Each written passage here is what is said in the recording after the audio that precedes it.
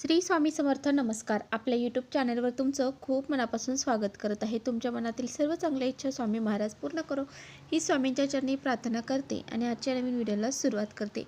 उद्या वार आहे रविवार, दिनांक आहे 2 नोव्हेंबर. या दिवशी आलेली आहे कार्तिक एकादशी. या एकादशीला देव उठणी एकादशी, प्रबोधनी एकादशी असंही म्हटलं जातं.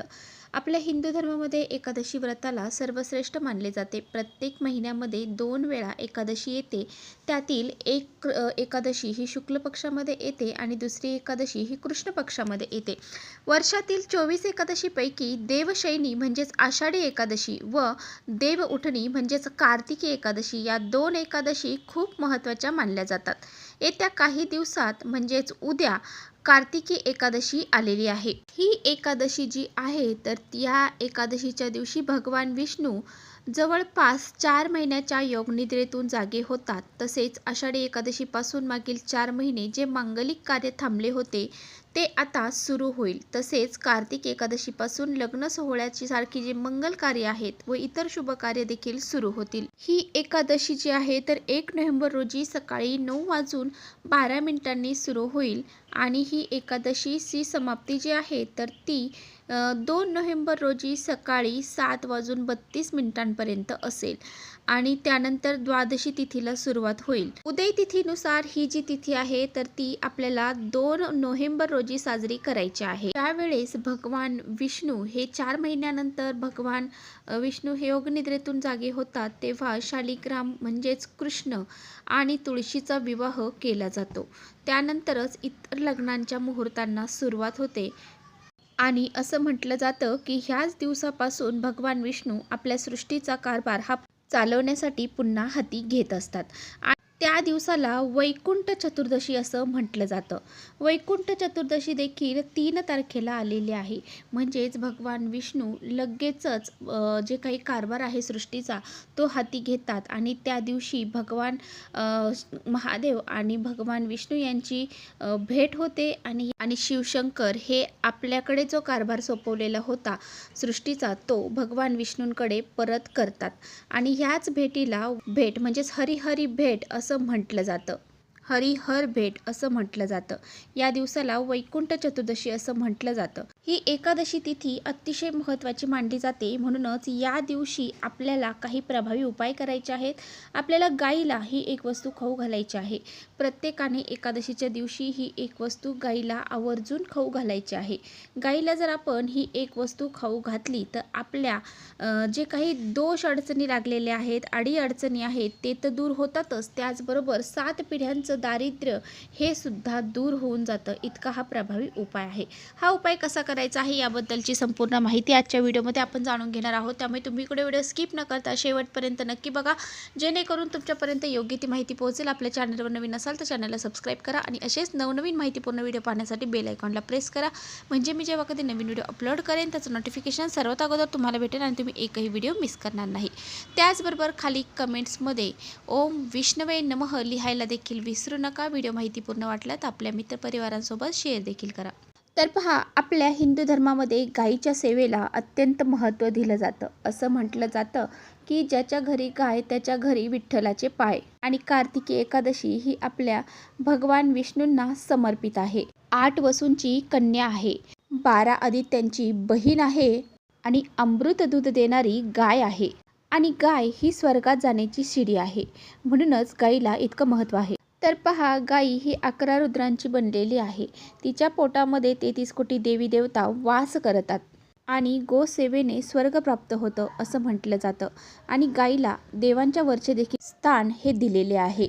जर तुमची कोणतीही महत्त्वाची इच्छा ही पूर्ण होत नसेल, कितीही कष्ट करत आहात, मेहनत करत आहात, परंतु त्या कष्टाला मेहनतीला तुमच्या योग्य तो मोबदला प्राप्त होत नाही, तुम्हाला नशिबाची साथ मिळत नाही, तर ती साथ मिळण्यासाठी त्याचबरोबर तुमचं महत्त्वाचं काम पूर्ण होण्यासाठी, घरात येणारा पैसा हा घरात टिकून राहण्यासाठी, त्याचबरोबर आपल्या जीवनामध्ये जे काही दोष अडचणी संकट आहेत ते दूर होण्यासाठी, आपल्या 7 पिढ्यांचं दारिद्र्य नष्ट होण्यासाठी हा जो उपाय आहे तर तो आपल्याला उद्या एकादशीला अवश्य करायचा आहे.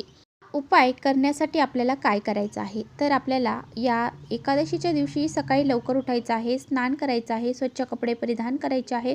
त्यानंतर देवघरातील देवांची विधिवत पूजा करून घ्यायची आहे. भगवान विष्णू किंवा मग तुमच्याकडे जे विठ्ठल रुक्माई असतील किंवा बाळगोपाळ असतील त्यांच्या फोटोवर मूर्तीवर तुम्हाला पंचामृताने अभिषेक घालायचा आहे. फोटो असेल तर तो स्वच्छ पुसून घ्यायचा आहे आणि त्यांची विधिवत पूजा करून घ्यायची आहे. धूप अगरबत्ती लावून त्याचबरोबर हळद कुंकू अक्षदा फुलं अर्पण करायचे आहेत. पिवळ्या कलरची फुलं अर्पण करायची आहेत. त्याचबरोबर तुळशीपत्र अर्पण करायचे आहेत भगवान विष्णूंना. आणि त्यानंतर तुम्हाला दिवसभरामध्ये हा उपाय जेव्हा वेळ भेटेल तेव्हा करायचा आहे.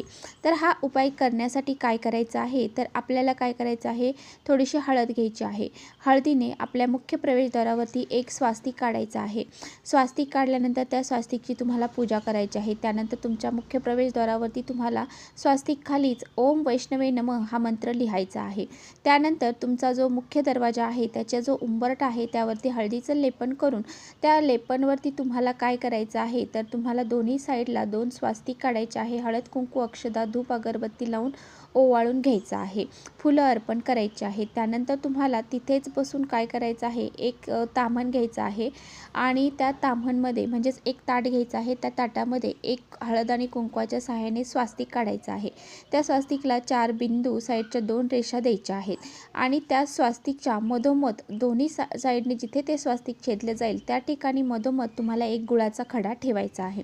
त्याचबरोबर 2-3 तास अगोदर तुम्हाला जी डाळ आहे तर ती हरभऱ्याची डाळ भिजवायची आहे आणि चणा डाळ जी असते तर ती डाळ भिजवलेली तुम्हाला थोडीशी त्या स्वास्तिकवरती ठेवायची आहे. आता हे ताम्हण तुम्हाला उचलून तुमच्या देवघरापाशी जायचं आहे.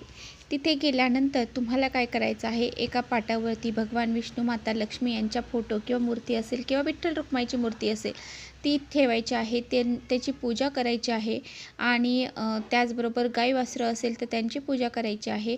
धूप अगरबत्ती सर्व काही तुम्हाला पंचोपचार पूजा करून घ्यायची आहे आणि त्यानंतर तुम्हाला हे जे ताम्हण आहे तर ते तुम्हाला त्या फोटोंसमोर ठेवायचं आहे. आता काय करायचं, त्या चणा डाळ आणि जो गूळ ठेवलेला आहे त्या गुळावरती तुम्हाला एक तुळशीपत्र ठेवायचं आहे. त्यानंतर ती जी चणा डाळ आहे तर ती भगवान विष्णूंना अतिशय प्रिय आहे म्हणून आपल्याला चणा डाळ घ्यायची आहे. चणा डाळ ही भगवान श्री हरी विष्णूचं साक्षात रूप मानलं जातं आणि माता लक्ष्मी ही तुळशी जी आहे तर तिला माता लक्ष्मीचं प्रतीक मानलं जातं आणि म्हणूनच असं जे आहे तर ते आपल्याला त्या स्वास्तिकवरती ठेवायचं आहे. आणि त्यानंतर तुम्हाला काय करायचं आहे, तसेच तिथेच बसून दोन्ही हात जोडायचे आहे. ओम नमो भगवते वासुदेवाय नमः या मंत्राचा 108 वेळा जप करायचा आहे. आता काय करायचं, एक तांब्याचा कलश पाण्याने भरून घ्यायचा आहे. थोड्या वेळासाठी ते भांडं तिथंच ठेवायचं. नंतर एक तासाने तुम्हाला काय करायचं ते उचलायचं आहे आणि एक तांब्याचा कलश पाण्याने भरून घ्यायचा. त्यामध्ये हळद कुंकू टाकायचं आणि तुम्हाला एका ताटामध्ये जे काय आपण जे चणा डाळ असेल किंवा गूळ आपण ते स्वास्तिकवरती ठेवलेलं आहे, 2 तुळशीपत्र ठेवलेलं आहे ते काढून घ्यायचं आहे एका ताटामध्ये. ते आणि हे तांब्याभर पाणी आणि हळद कुंकू घेऊन तुम्हाला जायचं आहे गाईपाशी. तुमच्याजवळ आसपास जिथे गाई असेल तिथे जायचं आहे. तिथे गेल्यानंतर सर्वप्रथम हे पाणी तिच्या पुढच्या 2 पायावरती किंवा मागच्या 2 पायावरती टाकायचं आहे. त्यानंतर तिला हळद कुंकू लावायचं आहे आणि ही जी चणा डाळ आणि जे गूळ आपण घेऊन गेलेला आहोत तो तिला आपल्या उजव्या हातात घेऊन खायला द्यायचा आहे. आता तुम्ही खाऊ घालत असताना जर गाईचा तुमच्या हाताला स्पर्श झाला तर तुमच्या इतकं भाग्यवान कुणीच नाही, कारण गाईचा जिभेचा स्पर्श हा कधीतरीच आपल्या हाताला होत असतो आणि जेव्हा आपल्या हाताला गाईचा स्पर्श होतो तिथूनच आपले सर्व दुःख अडचणी संकट दूर होतात. आपल्या जे काही नशिबात नाही त्या गोष्टीसुद्धा घडायला सुरुवात होते. तर अशा पद्धतीने तुम्हाला खाऊ घालायचं आहे. जर तुम्हाला हाताने खाऊ घालणे शक्य नसेल तर तिच्यासमोर ती ताट तुम्हाला ठेवून द्यायचं आहे आणि तिला खायला लावायचं आहे. अशा पद्धतीने हा एक छोटासा उपाय जो आहे तो करायचा आहे. गाईला नमस्कार करायचा आहे. तुमच्या इच्छा ज्या काही असतील त्या तुम्हाला सांगायच्या आहेत, त्या पूर्ण होण्यासाठी प्रार्थना करायची आहे.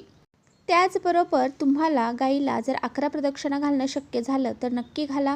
गाईला स्पर्श करायचा आहे आणि स्पर्श जर आपण गाईला केला तर तिथेच आपल्या घरातील वास्तुदोष असतील ते दूर होतात. आणि गाईच्या पायाखालची माती जर तुम्हाला घेऊन येणं घरी शक्य झालं तर ते नक्की घेऊन या आणि घराच्या एखाद्या साईडला तुम्हाला ती ठेवून द्यायची आहे, जेणेकरून घरातील नकारात्मकता, वास्तुदोष हा दूर होऊन जातो. तर चला, अशा पद्धतीने हा एक छोटासा उपाय तुम्हाला नक्की करायचा आहे. तर चला, इथेच थांबवते माझा व्हिडिओ आवडला असेल तर नक्की लाईक करा. चॅनलवर नवीन असाल तर चॅनलला सबस्क्राईब करा. परत भेटूया अशा छानशा व्हिडिओसोबत. तोपर्यंत श्री स्वामी समर्थ.